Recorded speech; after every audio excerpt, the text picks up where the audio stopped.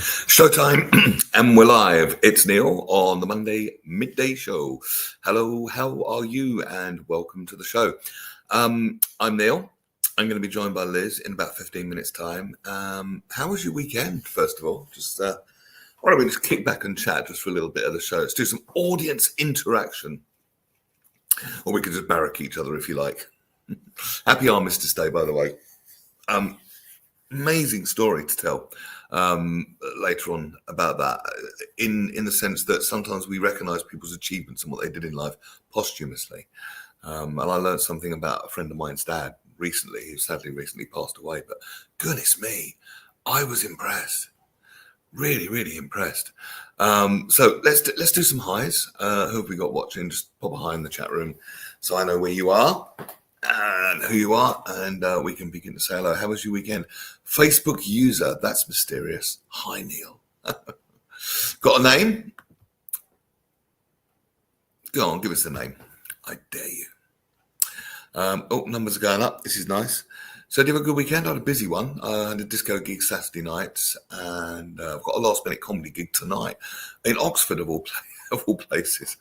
People ask, why do comedians do it? You know, schlepping up to Oxford, unpaid, to do 5 minutes and then schlep back again. But there you go. Why do we do it?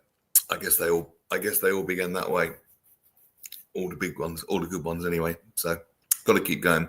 Got to keep doing the business. Any more hellos? Mel, Liz's friend from school. Hello, Mel. How are you? Lovely to have you tuned in on good old Facebook. Mel, lovely to have you tuned in. Hi there. It's just weird. It says it just comes up Facebook user, and it seems a little bit mysterious. But Mel, now I've got a name. I know it's you. That's all cool. Graham Pack. No, dressed in the darker clothes today. And I apologise for the lack of poppy. I was given one by my favourite local nurse of all people. She gave me two, but I gave them away to two female friends because they were really pretty. The poppies, that is. Well, and my female friends. So apologies for the lack of poppy today, but I'm wearing it in my heart, as it were, because it is a special day today. Yes, thank you, Graham. What was your week? What did your weekend entail, Mr. Graham Pack, our resident comedian? Love to hear from you. What else to tell you? Had some DIY disasters over the weekend. I helped my girlfriend move some beds, and it was basically dismantling a bunk bed. Now, oh, hang on a minute. Yes, Mel, she is. And if you tuned in to see Liz, I'm not going to disappoint you. She'll be here, I would have thought, in about 10 minutes' time. I'm just doing the first 15 minutes of the show. She's going to join us about 12:15. So if you tuned in for Liz, you won't be disappointed. Graham, you saw... Any good? I like Sarah Millican. I think she's dead funny. How about you, Graham? Did you enjoy it? Where was I? Oh, yeah, DIY disasters. So you don't normally find all the skills in one person. So I'm reasonably good at doing this. DIY, changing a plug, just about dismantling things. Anyway, so got beds side by side, and the duvets are off, and the mattresses are off. And so it's just slats. And to get to one bed, I needed to put my foot somewhere, but I couldn't because the bed with the slats was in the way. The only way around this is to put my foot between the slats. So I did a little calculation. I thought, will my foot fit between the slats? And she said, don't do it. You'll never get it out again. I know what I'm doing. Don't woman-splain to me. I know what I'm doing. Baby, yes. I think I got my foot stuck between the slats. So that was the first thing. And then there was the cat. Her cat's a bit of an alpha cat. So there's a cupboard here, and I'm unscrewing it here, and the cat's on top of the cupboard. And everywhere I moved, the cat would move. So I moved this way, and the cat, it was like kind of feline, whack-a-mole that we play, with the hammers and the moles. It was like feline whack-a-kneel. So if I moved to the left, the cat would move to the left on the top and take a swipe at me. I'm like, get off. So I moved to the right, cat moves to the right, takes a swipe at me, move to the middle, cat moves to the middle, takes a swipe at me. Then there was another bit, and it was unscrewed and it fell on my foot. Oh God, what a week! And then, we had to put the duvets and the mattresses back on. and my lovely woman says, "Nick, we've got to take the duvet in this way round because it's the only way it'll fit." Sorry, not duvet, mattress with the sheet on it, not duvet. Got to take in the mattress and sheet this way around. That's the only way to fit. So I contort myself into a position that the Kama Sutra would be proud of. All right, virtually ankles behind ears, getting this bloody mattress in. And she said, "Oh no, we didn't have to do that. We just had to change the sheet. It was just the way the patterning was pointing." So that was my DIY story. Graham says she was excellent. My nephew will be... Oh, that's pretty cool. Who's your nephew? Is it a name I would know? Graham? That's pretty cool. Supporting Sarah Millican. Very cool. Facebook user. Hello, Neil. Got a name? Facebook user. Afternoon, Neil. Got a name? I want names. You should have done N.L.P with the cat. No lunging, please. It literally was like whack-a-mole. It was comedic. It was very funny, but he meant it. He's alpha cat, so he doesn't like other males in there.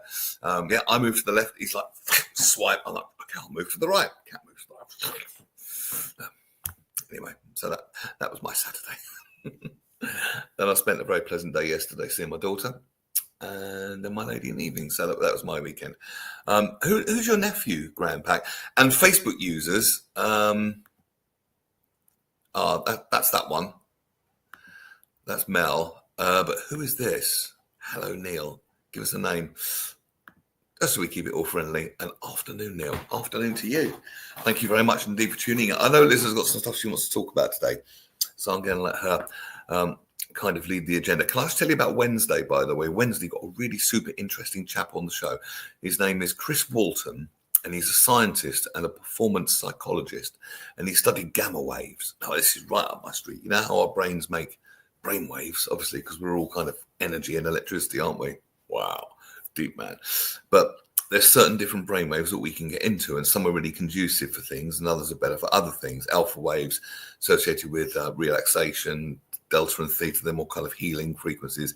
Beta, that's where most of the time, and the stress can live there sometimes, and does with a lot of people. But gamma, it's a super unique and uber focused brainwave, and it really helps people's performance to absolutely rock it. So I'm going to be looking forward to that. He's based in the USA, been around for 15 years or so. Well, I'm absolutely delighted. That's really good. And that's a good old comedy pedigree, 15 years. So fair play and very good luck to him. Facebook user, round of applause. Well, thank you very much indeed. I appreciate the applause. I just wants to know your name, that was all. Just being friendly. Anyone else want to share what they did over the weekend? I'd love to hear from you. What did you do? Done one radio show this morning already. Been working on Radio Jackie this morning. And it's you. Hello, RVB. There we go. Robert Van Buren, our resident horologist. Oh, do you remember that clock you made me for lockdown? I've broken the pendulum bit. I need that repaired, Robert. So you can give us a quote on that.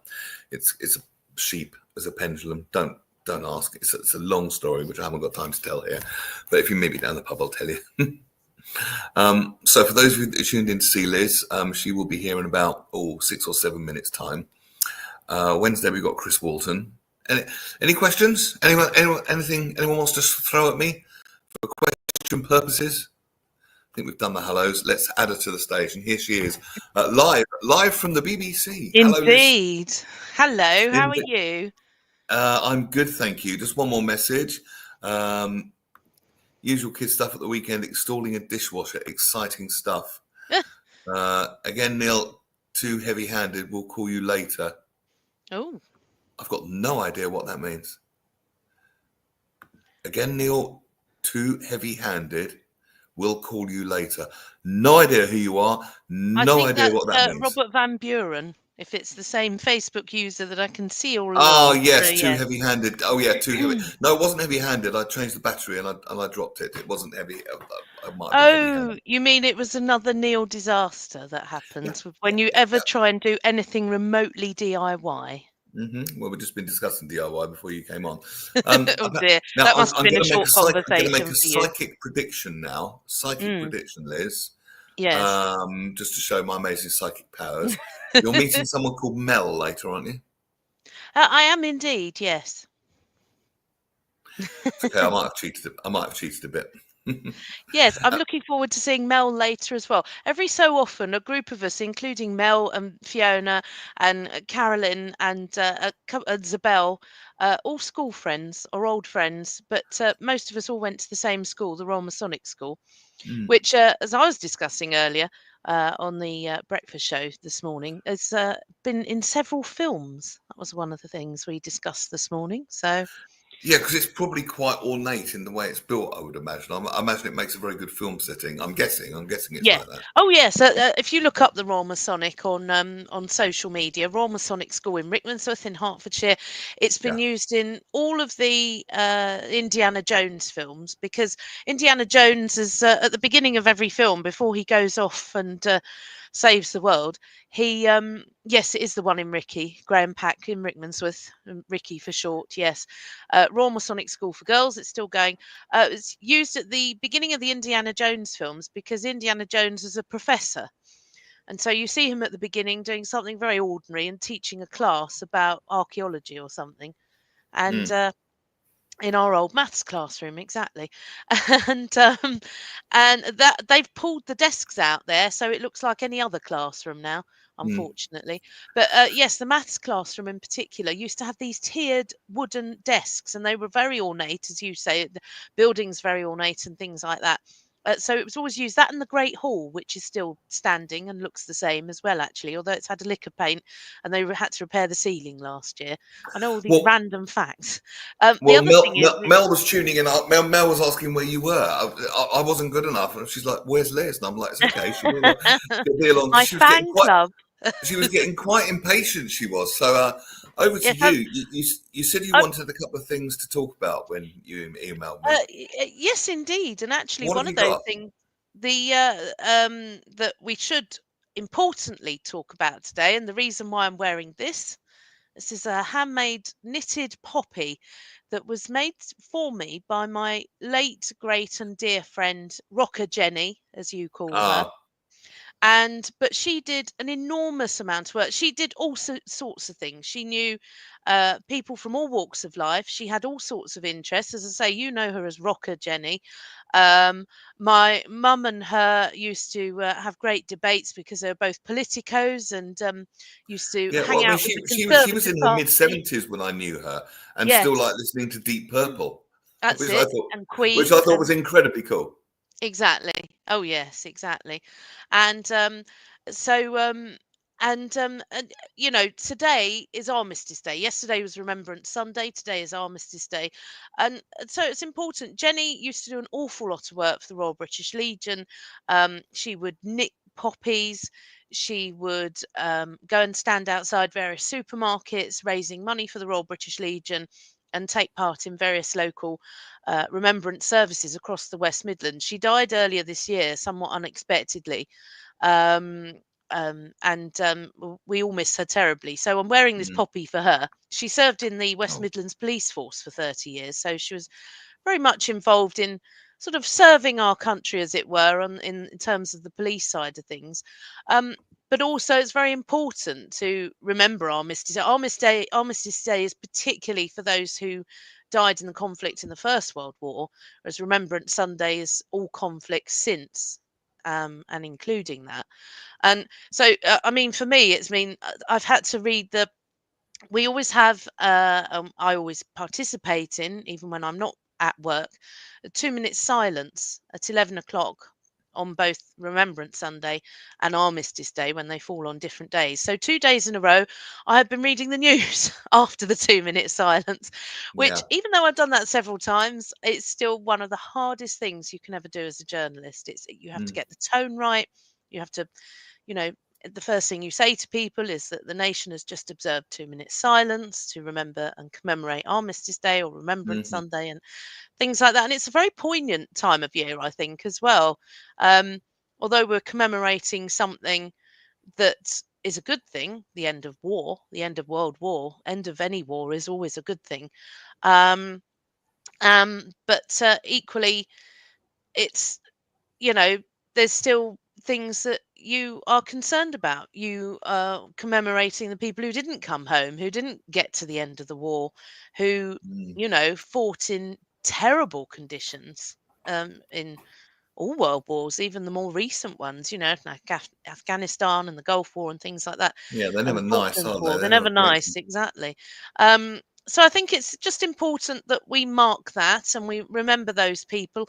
And of course, we talk an awful lot about mental health here on the Midday Show, Hmm. and that was never talked about when soldiers first those who did come home came home from the First and indeed the Second World Wars. Well, it used They to be didn't called talk shell about shock, it. didn't it? Yes, Now we shell call it shock. PTSD, That's post right. traumatic stress disorder. But back then it was called shell shock, and there was no treatment for it. No. And it was just like, oh, they're shell shocked. They were never the same once they came back. And you sort of think, well, you know, Yeah, why? why? I wonder why. Yes, we Yeah, look at well, it yeah. now and you can't believe it. Well, of course they're going to be shell shocked. They've seen things that you and I wouldn't even imagine in our worst nightmares. So, And it replays. I've spoken to someone who used to be in the military and still suffers with PTSD. He's a comedian, been on the Midday Show, wonderful guy. But he mm, described the flashbacks that he gets, and it's like a full color reliving that moment movie in the mind. It's just yes, I'm reassured to know there are treatments for it for PTSD, things like havening we've talked about on the show, which are very effective. But that's what it's like, pre-treatment. So it's not an easy thing to live with. So yes, be nice to see an end to all wars, but I don't think I'll see that in my lifetime. But there we go. yes, unfortunately, there's always some sort of conflict. And um, so I've just seen something Graham Packer's put up about Yeah, shall we PTSD. stick it on the screen? Go on then. There's a funny song about Donald Trump or about America on my Facebook page, by the way, which might make you laugh if Oh, you're not a yes. Trump fan. If you are a Trump fan, I probably, um, don't bother looking at it and getting insulted. Just don't watch it. My dad said something interesting yesterday. He and I were discussing the presidential election results, and he was sort of saying about the pros and cons of each of the main candidates, which, of course, everyone forgets that there are normally about 7 presidential candidates, but you only ever hear about the Democrats and the Republicans. Like Yes, Dick Cheney's wife stood as a presidential candidate. We didn't even hear anything about that. nothing There wasn't reported at all in the media, was it? No, no, not at all. It's the two main ones. There's a focus on that. People complain that we're biased in this country. We only ever hear about the main parties, but I bet you anything that most people, particularly our esteemed audience, will be able to at least name the 3 main heads of our main parties, if not 4. I mean, Yes, I'm a bit of a politico, so and I'm a journalist, so I ought to be able to name the top 4, or at least 4 parties. yeah. So one of them's your local MP. Ed Davey, Exactly. Sir Ed Davey. Sir Ed Davey. Yes. I've met him on more than one occasion. He's a nice chap.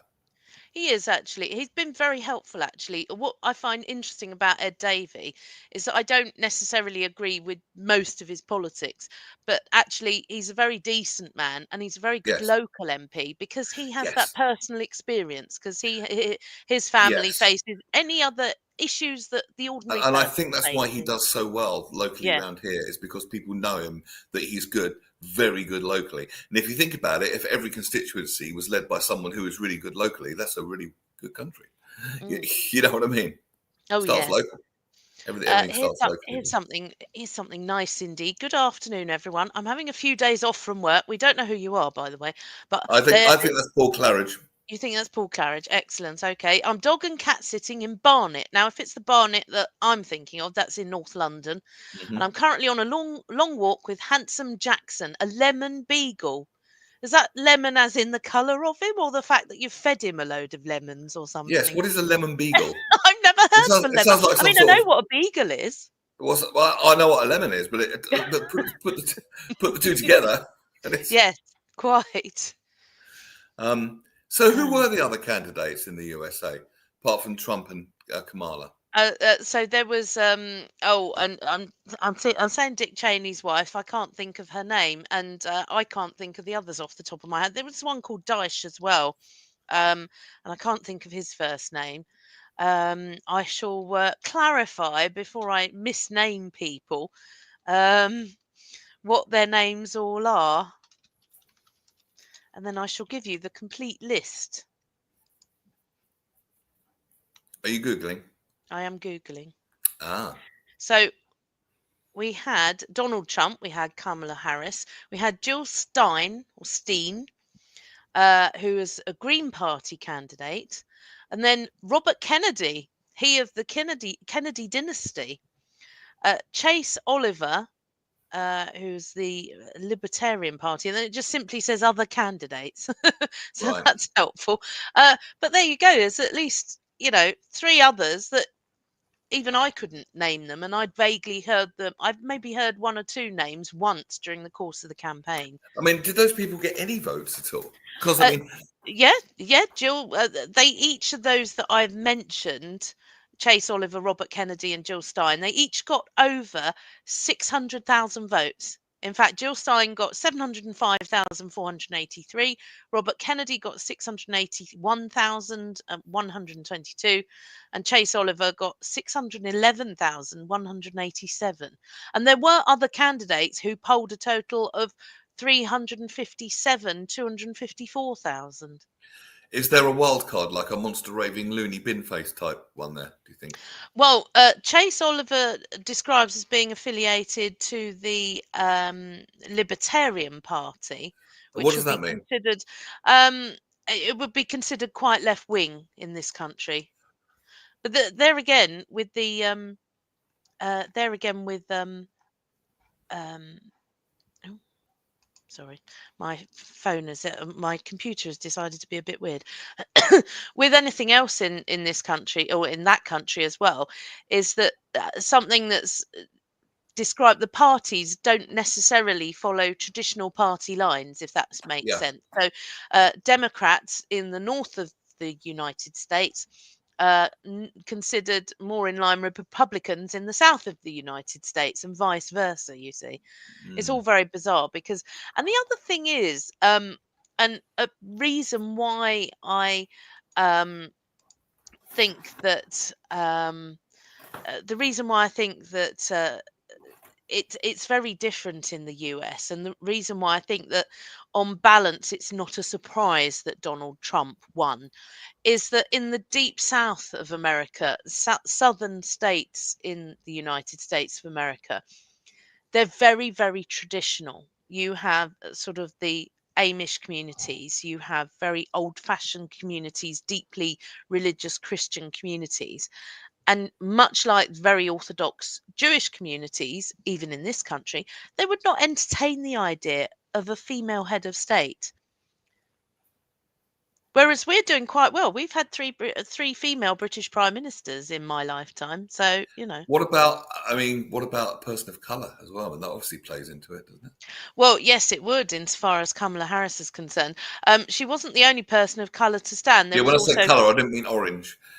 well, no, but there were. I've just got another list up, which lists a few more people. Cornel West. Here's a person of colour, a black guy. Claudia de la Cruz. He sounds like he should be a pop star, Cornel West. He probably is.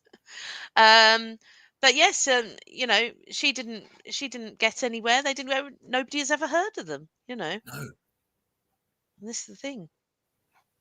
Cornel West is he's a professor of philosophy at the Union Theological Seminary. He's known Okay. for his progressive activism, including his criticism of former President Obama. Oh. Mm. Jill Stein was a physician. She's on a Green Party ticket. And I said about Chase Oliver being a libertarian. It is indeed a left-leaning party.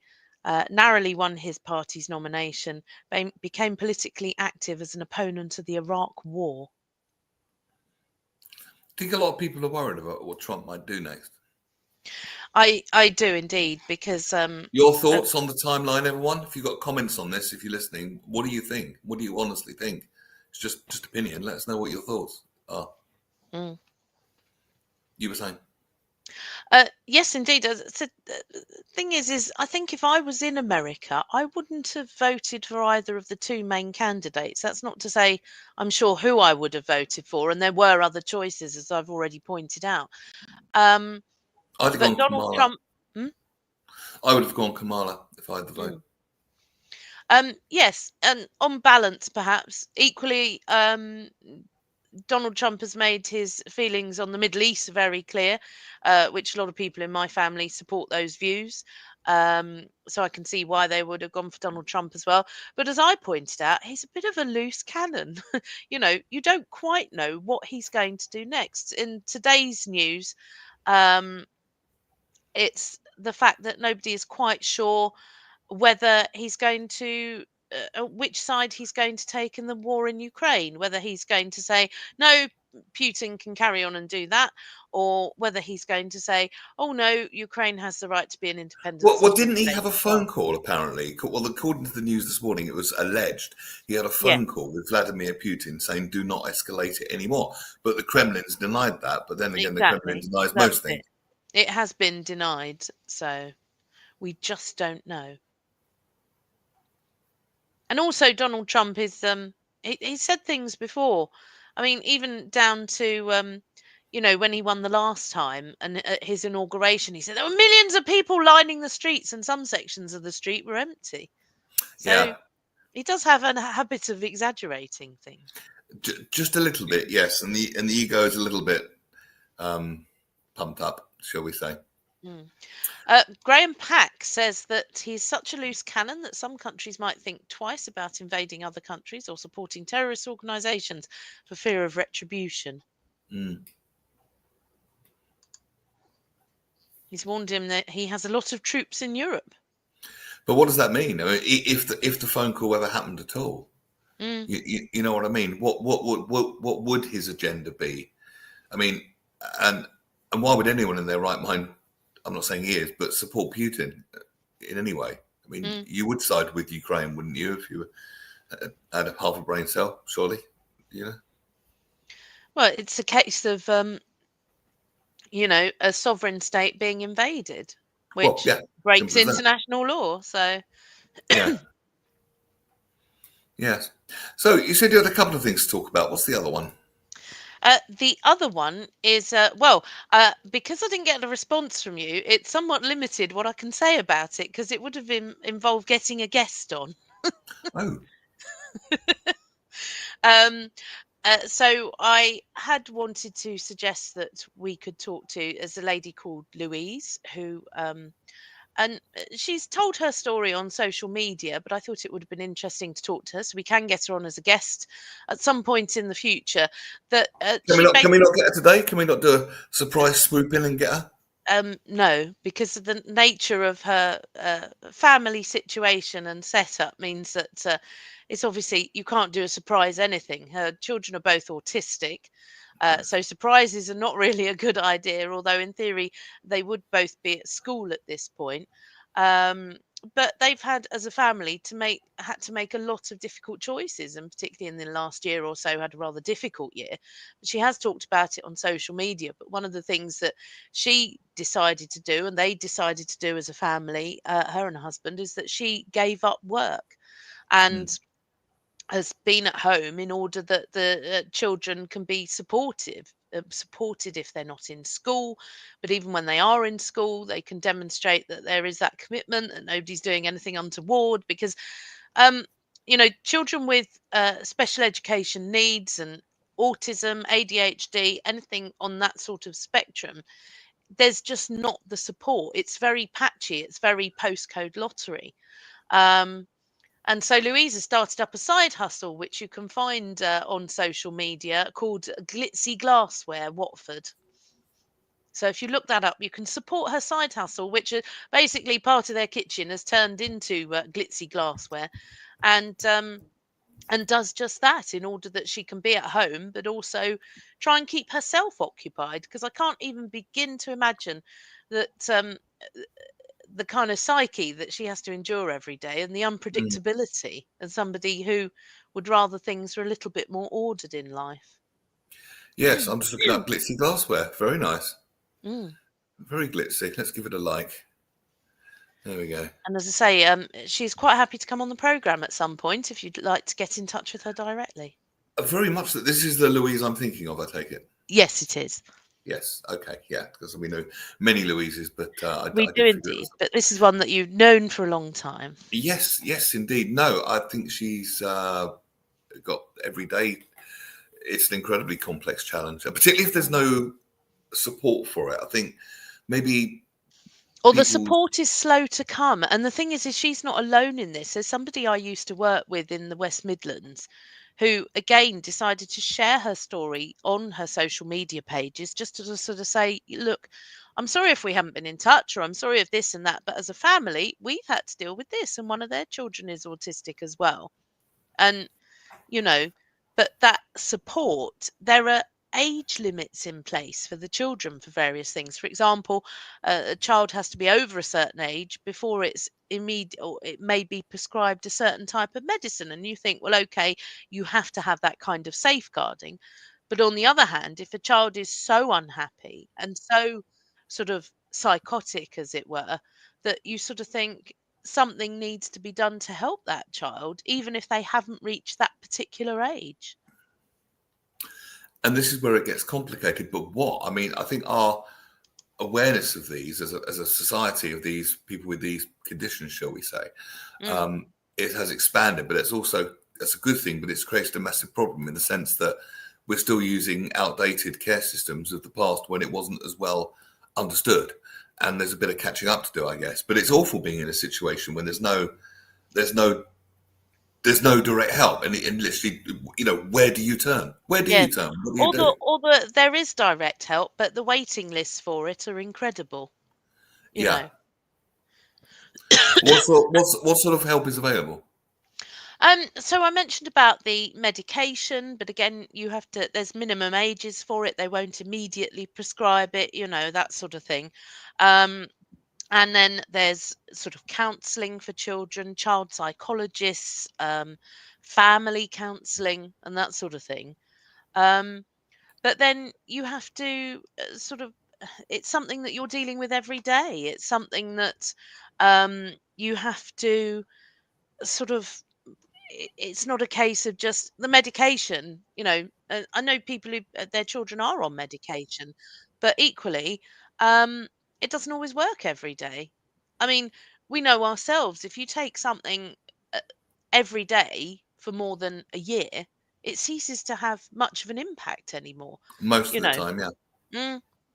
And it's the same with any other medication. If you constantly took paracetamol every day, regardless of whether you needed it or not, it would stop being so effective, and you'd find you'd need more and more and more. And you hear of people who've overdosed on painkillers because one day they think, oh, I'll take two, and the two don't work.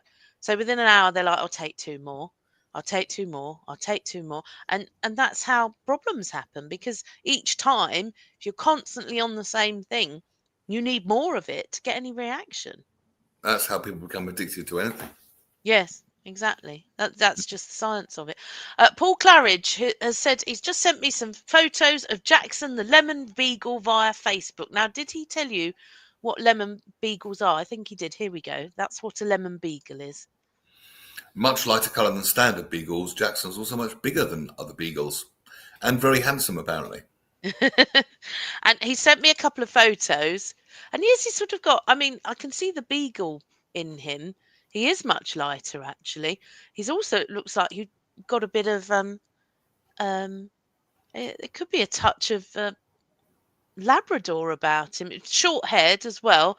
But yes, I wouldn't necessarily say he's lemon coloured. I mean, he's patchy. Beagles are patchy, but there's not any dark patches. So there's sort of seemingly white patches and sort of beigey patches or light brown patches. I wouldn't say he's a lemon. And then he sent me a photo. I don't know who else's dogs he's walking, but there's a very confused looking fluffy white one that he sent me a video of as well. A confused-looking fluffy white one. A confused looking fluffy white one. Like, why are you pointing that camera at me? There's a dog that looks a bit like a Jack Russell. I'm sure Paul will correct me if I'm wrong. Who's got a ginger head and ears and then a white body, and he's got his back to the camera. He's like, no, you're not taking photos of me. No. I think Paul finds it very therapeutic doing the long dog walks. It is a therapeutic thing to do, actually, I think. I And would like to do it animals as are a very job, cute. though, because those dogs are people's little darlings, and when you have to manage 6 of them who are all excited, all going in Yeah. different directions, and try to get them. I mean, we both know someone that did that for a job. I wouldn't want to do that. I don't want to do No, that at all. I had to go No. out reporting with somebody who was a What, on dog professional walkers? dog walker. Yes, All right. because in certain parts of Surrey, I think it was Reigate, the council there have have brought in a restriction that you can only, even as a professional dog walker, walk 4 dogs at a time. And it used to be it was unlimited, and there's some people walk 6 and 8, and you just can't control that many dogs, particularly if a dog isn't sociable. They might not want to roam around with anybody else's dog. um so they limited it to 4. But this dog walker was saying to me that actually it's not even about how many there are, it's the fact that there's no regulation. I know you said you don't want to, but you could turn around tomorrow and set yourself up as a dog walking business, and you wouldn't need any qualifications at all. You could put adverts on Facebook, collect a load of dogs, and off you go and get the money. And you wouldn't need any qualifications at all. And what this dog walker was saying is that she actually went and did some veterinary qualifications, I was going to ask, what animal qualifications would behavior you need? management and things like that. But you don't What need any. management? Animal behavior management. Ah. So I was going to ask the qualifications. So that. Currently, as the law stands, you don't need any qualifications at all to be a dog walker. You could set yourself up tomorrow. You could put an advert on your Facebook page saying, I've got a new side hustle, Neil Longy Long Waggy Tails dog walking, and you could do it. Not going to happen, people. No, I know it's not going to happen because you're responsible and you know your own limits, but that's my point. If you wanted to, that's all you would need to do. Oh, here we go. I did it for pocket money, if you remember, Liz, at 14 with Muffin. Yes, I didn't remember what the dog's name was, but I know that Mel used to do dog walking for pocket money. Most of us had a paper round. Mel, who lived in the wilds of Hertfordshire, used to walk someone's dog. I had a paper round. I had to deliver 300 papers a week. Yeah, It was called the and you Property got 2 and Weekly. 6pence. I got 1p a paper. Oh no! A penny a paper, right? So that was £3 a week after a round that took me at least 2 hours. £12 a month. Yeah. See, I got a bit more than that in my paper round. I was about 10 years old, and it was once a week because it was just the local paper. But it was all And it the was one of the ones that nobody paraphernalia. wanted. It was one of these naff-free ones that, unless you were looking for property, you wouldn't be interested at all. Anyway, sorry, you were Yeah. saying. Well, no, this was the free local paper, but it was all right, except that most of the news was out of date, even in the 80s and 90s. But what was more annoying is because the thing is, it was a double-edged sword. I got something like a tenner for delivering 130 papers, so that wasn't too bad. But then you got an extra 30p if you delivered a load of leaflets as well. Um, Mel's just remembered that my mum used to deliver a load of leaflets, not with papers, but just on their own, and we used to get paid to do that as well. So yeah, it Yeah, wasn't you me; got a it bit was mum. extra, but then you had to take ages and you either had to Put put the one leaflet leaflet. in each paper before you went out, or Yeah, like have 2 separate piles to deliver, and both were a that's pain in the it. butt. Yeah, exactly. So yeah, so delivering leaflets and everything as well. Um, Although that came in quite useful. Mum was still organising people to deliver leaflets. Um, in a very indirect way, was how we came to have our first cat, or me having my first pet cat. Um, as a, because Mama thought she was allergic to cats. Somebody had given her a big fluffy marmalade cat as a child, and she just sneezed all over the poor thing, so they had to give it away. And then there was a girl delivering leaflets for Mum when we lived in St Albans, and she came in. She came to the house one day in tears, about to do her leaflet round, and she said, and Mum said to her, "Whatever's the matter?" And she said, "Our cat's just had kittens, and my dad's threatening to drown them because he Oh doesn't want any no! more cats." And so Mum went round there to sort of reason with him, and she and her neighbours, or she and our neighbours, agreed that they would take on one of them, and if Mum couldn't get on with all the sneezing and whatever, and um, that one of the neighbours would take on one of the kittens. So anyway, Right. they did manage to reason with this chap. Brought home one of the kittens, took a shine to mum and attached itself to her trousers. So she brought that kitten home because they say animals know. And actually, it was a short-haired tabby we called Minnie. And mum Oh was a yeah. bit red in the eyes for a couple of weeks, and it seemed to calm down, and that's how we had pet cats again. Oh right. Oh Yeah, right. that was all down to delivering leaflets. I told you once at an NLP seminar that I saw an allergy cured. No, It was you didn't. Tell us more. quite fascinating to watch. First of all, don't try this at home. You have to be obviously trained to do it, and it wasn't one of those serious sort of like peanut allergy anaphylactic shock type things where you need a doctor with an EpiPen on hand. It wasn't that. It was more of an irritation, but it was fast, and it was an allergy of all things to apples. Okay. Oh, okay. So this person would go near an apple or touch an apple or eat an apple, and their nose would block up and their eyes would start running. And it's what it was put was it was a mistake of the body's immune system. Okay, that the immune system was, because if apples were toxic, and this does hold water, this logic for me, then everyone would have it, but not everyone does.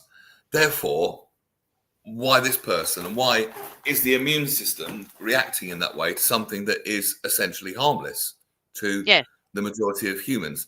So it was a question of reprogramming that, and it was done by almost by imagining being behind a perspex sheet, which was protecting, and slowly they brought the offending thing closer, but behind this imaginary perspex.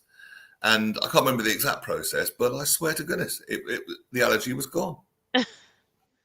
Quite extraordinary. Yes, and well, like you say, sometimes it's just about correcting something, it was almost correcting a false.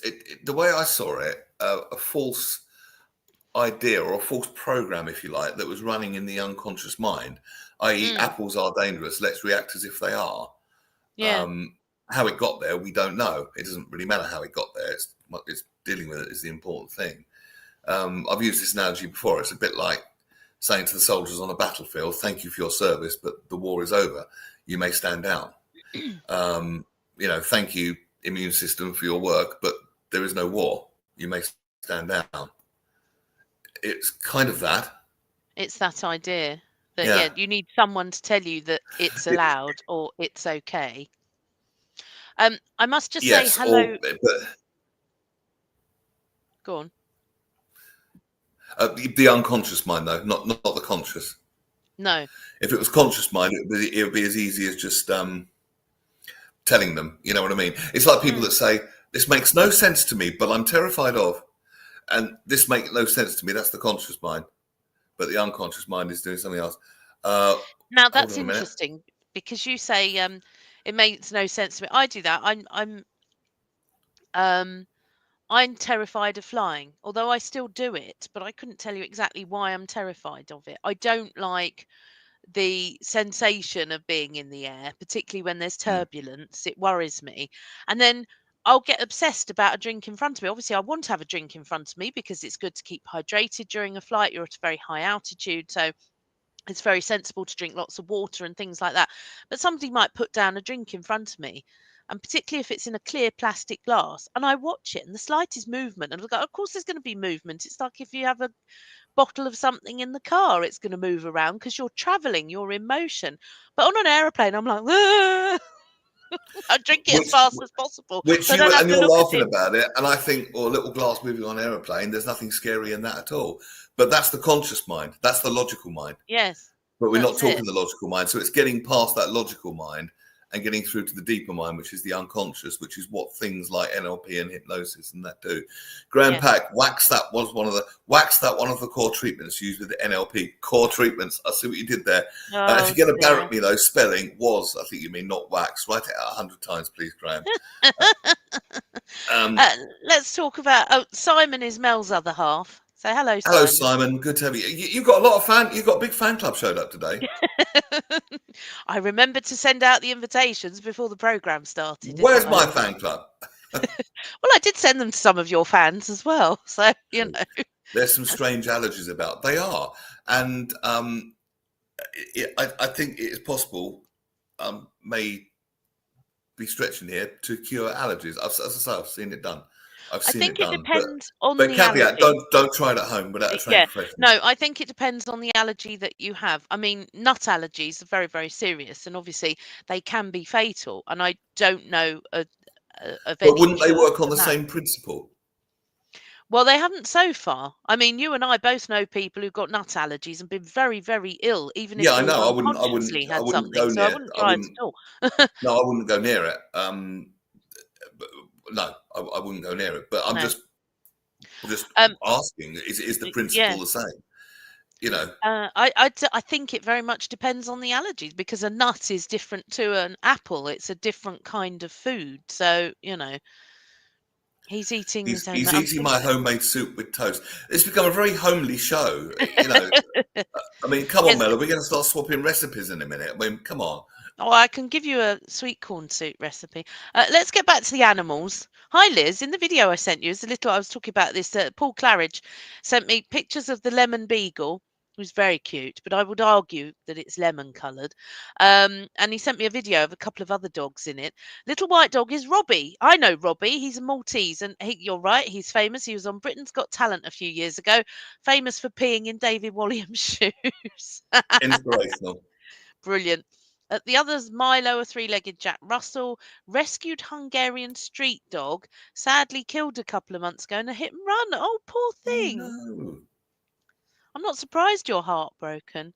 And Jackson was bitten. Look, this is like a soap opera with a cliffhanger. Jackson was bitten this morning by a dog. Whoa. That's it. Dun dun dun dun dun dun dun. Dun. What happened, Paul? Oh, dear. Oh my God, we've got Paul sharing dog stories, Mel Mm. sharing recipes. Graham What's says next? he's going to make Hairstyling homemade tips. soup for lunch. There you go. Oh, well, thank you, Graham, for jumping on the bandwagon there. I make a mean homemade soup, by the way. Do Oh yeah, you? What, yes does I it do. shout at you while you're cooking it? No, not Is mean it as that in mean? mean, Oh, I see. Okay. mean as in wicked, mean as in good. Yeah. So You what else make are we going quite to a talk good about? We've got you make quite a 13 good minutes curry left. actually, We better find I have something to to talk say. about, otherwise Pack's going to kick off again.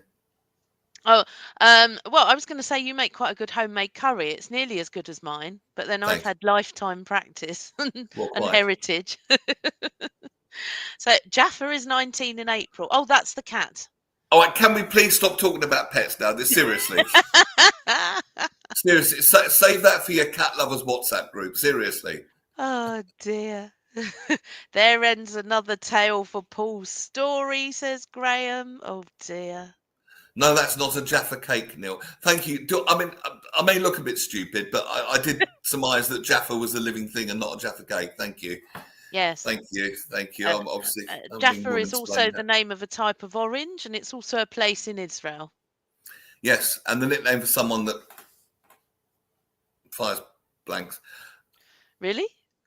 You not heard that term? No. You must have. No, I haven't. You're yanking my chain. You must have. No, Someone I with a low haven't. sperm count who didn't have sperm was considered a Yeah, Jaffa because there somebody was. else has just said fires back. No, I didn't know that, but I don't know anyone who's a Jaffa. No, I'm not Clearly. asking if you know anyone. I'm just saying, have you heard the term? No, I hadn't. As it's seedless. Oh God. I mean, Pack's now doing the mansplaining. We know what it means, Graham. Well, I didn't. I just thought if he was firing blanks, it's firing blanks. Why do you need loads of other euphemisms for it? Oh, you don't really. I mean, the poor man who might be seedless or Jaffa or Blanky or whatever you want to call him, he's probably embarrassed enough. You know. So where There you we going go. with your girly group later? We're going to a big buffet in Milton Keynes. Are you? Yeah, Yes. not soup recipe swapping or anything like that. No, not at all. Oh, good. No. And yeah, it's good. It's got a bit of everything. There's Indian, there's Chinese, there's Mexican, there's all sorts of food, and there's What's the chips. name of it? Why does What's every buffet, regardless of where, how, when, I've been to a Brazilian buffet, they always have chunky chips. I've been to a Chinese buffet, there are chunky chips. Oh dear, Graham. Ah, dear. What's the name of this buffet? Um, Somebody will tell me in a minute. Buffet Village, I think it is. Zabel shortens it to BV, and for about 2 days, Mel was like, "What's BV? What's BV?" And I had to stop and think about it. But yes, Buffet Village in Milton Keynes. We're giving them a free plug now. Buffet Village. Yes. Why are you going to Jackson. join us? No, Jackson was bitten by a small dog, which was part of a pack being walked by a dog walker along with 5 other dogs. Ah, there you go then. That sort of says something about what I was saying that, you know, because there's no regulation for dog walking in this country, that you could just set yourself up. You might not even be very good with dogs, and yet you could still go off and be a dog walker. Oh God! Now I've insulted the cat. I'm just pissing off everyone this morning. And it's afternoon now as well. Well, you know what I mean. You know what I mean. Mm. I never knew that Jaffa was Simon's cat. I just thought they all lived together harmoniously with you all. Actually, I'll tell you an interesting story. I'm sorry it's about cats again, but Oh, well, I've got a story to tell before the end. Go on. go on. Okay, right. You So just reminded me. uh, After they you. say that animals know, not just cats, but animals know. And I seem to be somewhat of an animal whisperer because whenever I encounter dogs, even if I'm marching with Amanda around the park or something and things like that, we'll encounter dog walkers, one or two, not thousands at a time. And the dogs will always come up and they're always happy and friendly and they come right up to me and they want to fuss and occasionally some of the owners with their dogs will say, "Oh, he's not normally like that. Normally he's quite unsociable." Well, I went round to a friend's house the other day and they have two cats. And I'd seen pictures of these cats. Apparently, you want a dog, or Simon wants a dog. Somebody wants a dog. That's either Simon or Neil. Anyway, um, Simon. so these two cats, and they'd warned me before I went round because I've seen pictures of the cats and everything else, and my friend said, "Well, one of the cats is a lap cat. She's ever so friendly. She's 12 years old. You know, she likes a fuss and she'll come up to you. She'll be fine." And then don't take it personally if you don't even see the other one because, and he's this massive cat, but he's also very shy and nervous. So you probably won't see the other cat. And true enough, I got to my friend's house and the 12-year-old cat was very sweet, all like Heinz 57 colours and everything came up to me. I put my hand out as you do, the back of your hand, so they can scent you and check you out and things. And immediately she wanted to fuss and she climbed up on my lap and she was purring and she was very happy and everything. I was, oh, right, okay, fine. And then the other cat made an appearance and you could see that he was quite nervous, even though he was this huge orange cat. And I sort of knelt down and I just went, "Come on, you're right." And it just sat there very quietly with my back of my hand out again And like the this. cat's now left home and not been seen since. No, the cat Oh, was is that not the end of the story? Sorry. no, no, no. Gave me a good old sniff and then started licking my hand and then head bumping my hand. And then he wanted a fuss and put his paws up on my knee as well. And my friend was like, "I've never seen that. He's normally disappears. Yeah, sign of visitors and everything. He vanishes." So there you go. That's me, the cat whisperer, animal I had a whisperer. story, Go on then. and it's because it is Armistice Day today, and Hmm. on Radio Jackie, Alistair Wright's doing people's stories of people that have got relatives and Yeah. from that time period, and it's a very poignant thing. So it's a good day to tell this story. My dear friend Peter, who you know, Yes. his dad, who sadly passed away, I only knew him as my mate's dad. Um, and to describe him, a very intelligent, a very gentle, but old guy. He was always old. I never knew him when he was a young man, obviously. And he didn't seem to age for about 30 years, but as these people are wont to do. But anyway, and I never knew this till after he died. And I was like, to Peter Jr., his son, "Why did you never tell me?" But he was partly responsible for the phonetic alphabet: Alpha, Bravo, Charlie, Delta, Yeah. Echo, Foxtrot, and all that. And it Golf. was Hotel. golf. Go on. India. J is Juliet, K is Kilo, L is Lima, M is Mike, N is November, Neil! O Oh, is sorry. Oscar, P is Peru, Q is Quebec, Quebec. R is Romeo, S is Sierra, T for Tango, V for Victor, W for Whiskey, X for X-ray, Y for Yankee, Z for Zulu. Zulu. And he was responsible for the creation of that phonetic alphabet. P is With Papa. yeah, Okay. with Oh, 5 yes, other it is people Papa, that were in actually. separate parts for security, because obviously it was all secure, in 5 different parts of the country, communicating by telephones, way before these, old school telephones, with minimum communication between them. And they had to find 26 words that could not be confused, no matter what, with any other word. And my friend Peter Senior was a part of that. And whenever I give up my postcode, I'll say blah blah blah. Yes, I do that. Romeo Hotel. And it's something that the whole world uses. And my mate's dad was partly responsible for that, and that blows my mind. Yeah. Oh, yeah, it's brilliant. Yeah, And but it's so I funny as never well. knew until he died. I work with someone who has the same surname as me, which is not a common surname, but we're not related either, so we call each other non-relatives. Yeah. And I hear them spelling out their surname, and they always say S for sugar instead of Sierra, and I always say S for Sierra. You get used to saying how you'd spell your own name phonetically. So SAUL would be S for Sierra, A for Alpha, U for Uniform, L for Lima. Yeah. Bless him. He was a lovely man.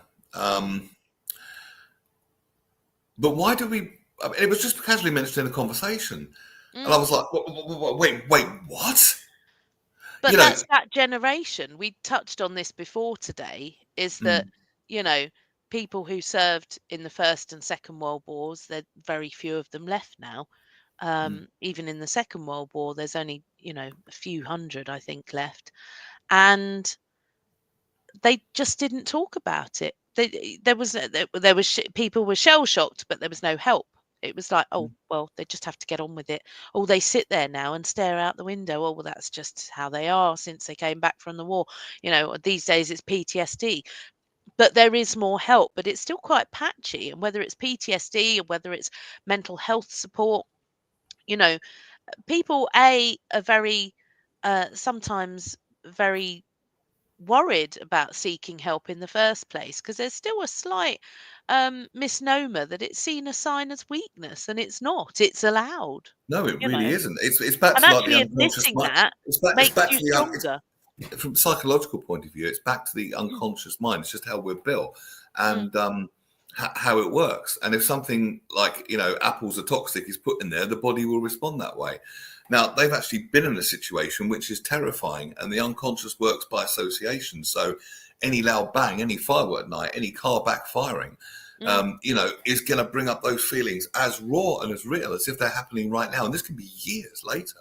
Oh, But yeah. the good news is there are now like havening. I keep going on about that. There's fast and effective treatments. And I think someone was cleared of PTSD, hard as it is to bleed, within an hour and a half. So for all the horror, there is some incredible things as well to counterbalance it, which can change lives, frankly, Even something, I mean, I know somebody who's a bit sort of reticent and dubious about something as simple as meditation. And I said, well, I find it very helpful, if you're trying to get to sleep or something like that. It's really good. That helps you to relax. And they were sort of like, oh, I don't know, meditating. Oh, it sounds a bit. I said, I'll tell you something. If next time you're feeling stressed, never mind meditation, just take a deep breath in to the count of 4, a deep breath out to the count of 8, and do that 3 times. And they said, oh, okay. And they said a couple of days later, do you know, it really helped. It calmed me down. I felt suddenly quite clear about something. And I was a lot calmer about a situation. I said, that's the very basic bones of meditation. Just taking that deep breath in and out, calm yourself. And I you think see also things a lot clearer. I think there's some misnomers. People think it's about clearing the mind. No, it's not. That's impossible. To clear your mind, you might as well say heart don't beat or nose don't breathe. Minds don't think. But the thing is, there's nothing weird or woo-woo about meditation. We've all done it. We just wouldn't have called it meditation because we think meditation is like up in a cave somewhere in Tibet. It's not. Not remotely. Someone was telling me their daughter was on the bus and just staring out the window for 45 minutes, favorite part of her day. But that's a kind of meditation. Think about it. Yeah. She's focused on one thing. If a thought comes in her mind, she's not going to be bothered. She's just busy doing her relaxed Yeah. alertness thing. That's meditation. It's Oh that yeah. easy. Mm. And And this is it. we've all done it. And people think hypnosis is weird. No, it's not. You've probably been in trance today. Did you drive to work? Do you remember how you got there? Probably not. That's called highway hypnosis, but you got there safely. So there's nothing weird about these things, apart from people that think it's weird and then promulgate that idea. It's some of the labels that are put on these things, and I think equally that can be off-putting for some people. You talk about mental health issues. There are some people like, oh, what's all that mumbo jumbo? And it's not mumbo jumbo at all. It's just accepting that it's okay to feel a bit rubbish sometimes, and that it's okay to ask Be for with help it. about it. Don't abandon yourself if you feel Yeah, rubbish. Be with yourself. yeah, it's Have allowed. your own back. And anyway, we could talk about this all afternoon. I'm back on Oh yeah, Wednesday with Dr. Chris Walton talking about gamma waves, and I'm sure meditation will come up there. It's a fascinating subject with a fascinating man. So look forward to that on Wednesday. Russ and the gang back on Friday. He's yeah. officiating a funeral today, that's why he's not here. With Jonathan Baz and Chantel Ricard, Screen Queen, and of course the intrepid Phil Dave. Thanks for jumping in today, Liz. Really appreciate No it. worries at all. And We'll see thank you you all very again much indeed soon. for listening. And we leave you with this final thought from Graham. On the grave of the person that invented the NATO phonetic alphabet, does it say Delta, Echo, Alpha, Delta? And I was desperately trying to find a list of the phonetic alphabet so I could tell you to piss off phonetically, but I couldn't find it in time. So I enjoy the banter, Graham. I enjoy the banter, Graham. Thanks for tuning in. Thank you I'll everyone for tuning in today. see you Wednesday with Dr. Chris Walton. Good afternoon. See ya.